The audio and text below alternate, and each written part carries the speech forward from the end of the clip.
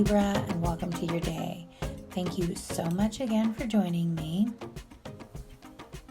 The 21st, we are officially in Aquarius season. I know the sun is still in Capricorn. If you look at the night, the day sky, and you follow like Skylight and those kind of apps, it'll show you that. But as of January 21st, we are officially in the Zodiac sign of Aquarius. So that is huge. We've transitioned. This is our first sign transition of 2021.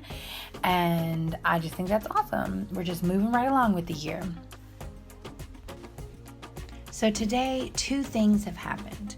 The moon has transitioned into Taurus, and the moon has evolved into a waxing gibbous. This has two significant meanings for us.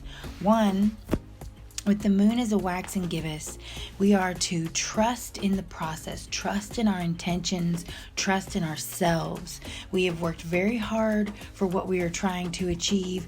No matter if you are on this goal journey or not, whatever you're doing in life, right now is not the time to change it up. It is the time to trust in what we have put together and push forward for the next 4 days at least with just sticking to the plan. Now, again, with the moon rotating or transitioning into Taurus, what this will mean for us is that we will migrate out of the passions of Aries, out of those really hard progressive pushes forward.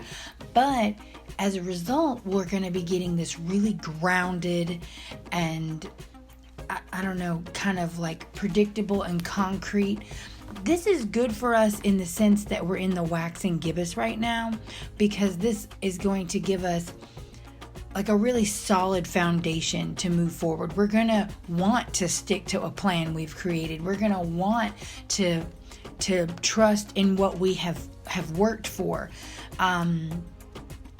As Taurus is, the moon is in Taurus, it gives you this sense of a physical wanting to know what you're dealing with. There's no ethereal here.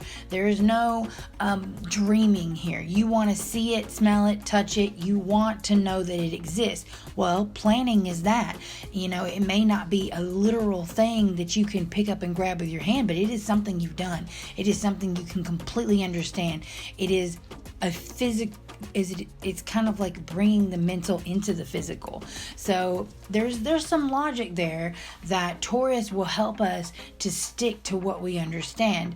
If something is established, like a good plan is established, you're going to want to stick to that. So this is going to help us, I believe, to be really successful with really pushing on into action our goals.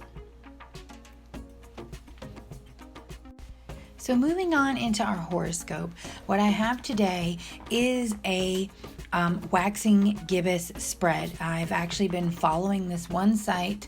Let me see if I can find it. It's called thenumerous.com, and she does all 8 different spreads for each phase of the moon, and I really enjoy her process here.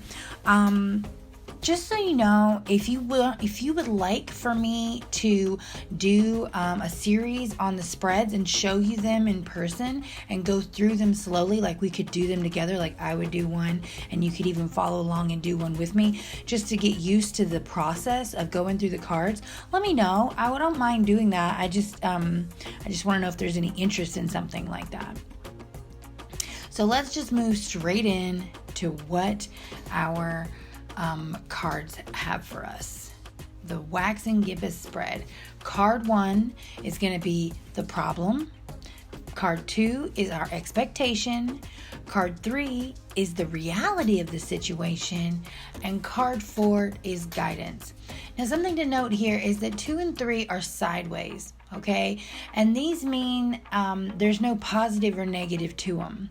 I don't really do a lot of upside down cards right now because I am trying to get honestly just more decks, because I hate to push multiple sign energies into one deck over and over and over again. It causes the deck to become exhausted in my mind, and it requires a lot more purification and cleansing. So to simplify things, I am working on getting more decks, and long term, I would like to have one deck for every sign so that the only energies in that deck are yours. But just so you know, if you're doing this on your own, card 2 and 3, those are going to be, like I said, they're going to be sideways. And anytime something is sideways, in my opinion, it indicates like it is both good and bad at the same time. It's almost like net neutral. These are things that are all energies. If something is definitely vertical, is that right? Up and down, then it has the potential to be upside down, and it has the potential to have an alternate meaning. So just keep that in mind. So let's just jump right into your reading. So into your reading, what we have is, in the first position, we have the Hierophant. This right now is the problem position. So what that means is that you're just being vulnerable. You're not reaching out to your options, whether they be religious or counseling or other people in your life. But there is definitely a vulnerability here where you may be trying to be very grounded, but it's not working. You're maybe the opposite of being grounded. You're being too imaginative, and you're not manifesting enough of the proper energy. And all that is kind of like, what did she just say?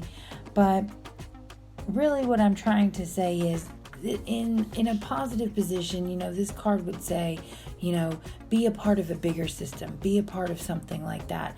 So what you're doing is you're isolating. You're not being a part of a bigger system. You're not being a part of a bigger idea.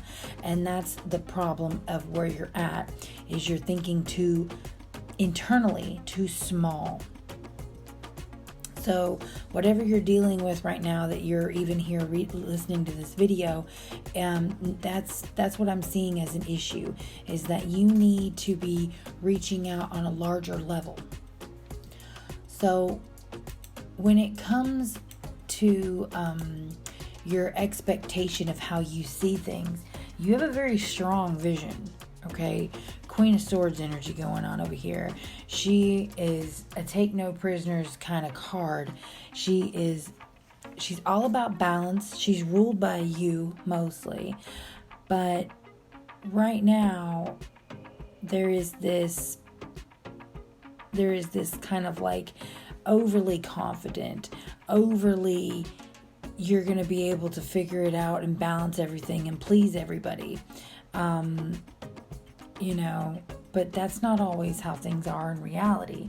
So let's just go ahead and move on to your reality card. And it is the 8 of Wands. The 8 of Wands it's positive arrow energy for sure. Ruled by Sagittarius and Mercury. So there's communication at the center of this passion.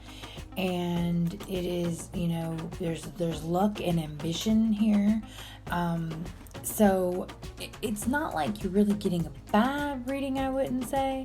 But what I would say is you need to stop being so safe, maybe is what I'm trying to say. You are just being as logically safe as you can, being as balanced and powerfully mentally in control. You need to give up a little bit of that control. You need to turn to the powers that be, so to speak, and let the chips just fall where they may, because that's the reality of where you're at, and you just have to embrace reality. So when it comes to your final position card, the guidance of your situation, what we have here is, it's almost like being yourself, being a Libra. There's this gentle, kind, reflective, maybe a little more Pisces, really.